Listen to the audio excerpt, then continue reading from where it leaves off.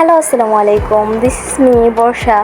আজকে আমি আপনাদের সাথে শেয়ার করব খুবই মজাদার, খুবই ইউনিক একটা রেসিপি। এই রেসিপিটা মূলত আমার হাজব্যান্ড স্পেশালি আমার জন্য বানিয়েছে।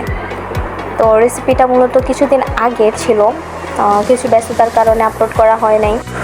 এই রেসিপিটা যখন আমার হাজব্যান্ড বানাচ্ছিল তখন আমার কাছে মনে হয়েছিল যে আই থিঙ্ক খাওয়া পসিবল না। আমি আমার হাজব্যান্ডকে বলতেছিলাম যে কি বানাচ্ছ, এটা তো আমি খেতে পারবো না, এটা তো এরকম লাগতেছে ওরকম লাগতেছে। বাট যখন রেসিপিটা ফাইনালি হয়ে গেল তখন জাস্ট এত মজা লাগছে, আপনাদের সাথে শেয়ার না করে আমি আর পারলামই না। তো চলুন কিভাবে রান্না করছে ফুল প্রসেসিংটা আপনাদেরকে বলি। তো ফার্স্টেই আমার হাজব্যান্ড দুটো ডিম হালকা লবণ দিয়ে ভেজে নিয়েছে। ভেজে নেবার পরে ডিমটা আলাদা করে রেখে দিয়েছে। এরপর সামান্য তেল দিয়ে এতে পেঁয়াজ কুচি, তারপর এলাচ, দারচিনি আর নাকের ফুল একটা একটা করে দিয়ে দিয়েছে। এগুলো দিবার পর এগুলোকে খুব ভালোভাবে ফ্রাই করে নিয়েছে। ফ্রাই করার পরে কুচি করে রাখা ঢেঁড়সগুলো কীভাবে কাট করছে এটা তো আপনারা দেখতেই পারতেছেন। তো এইভাবে ঢেঁড়সগুলো কেটে নিয়েছেন। কেটে নেবার পরে এগুলো একসাথে খুব ভালোভাবে ভেজে নেবে।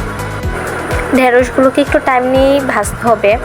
তো ঢেঁড়সগুলো ভাজার পরে অন্যদিকে আমার হাজব্যান্ড সরিষা, তারপর একটা ম্যাজিক মশলার প্যাকেট আর দুটো টমেটো সবগুলো একসাথে ব্লেন্ডারে ব্লেন্ড করে নিয়েছে। তো এগুলো সব ঢেঁড়সের সাথে মিক্স করে ফেলেছে। মিক্স করার পরে সামান্য একটু পানি দিয়ে ফেলছে। পানি দেবার পরে এই মিশ্রণটাকে ঢেঁড়সের সাথে খুব ভালোভাবে কষিয়ে নিবে। কষিয়ে নেবার পরে ভেজে রাখা যে ডিমগুলো দিয়ে দিবে।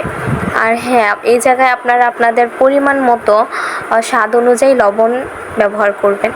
তো ডিমগুলো দিয়ে দেবার পরে আরও কিছুক্ষণ এটাকে কষিয়ে নেবার পরে ফাইনালি হয়ে গেছে।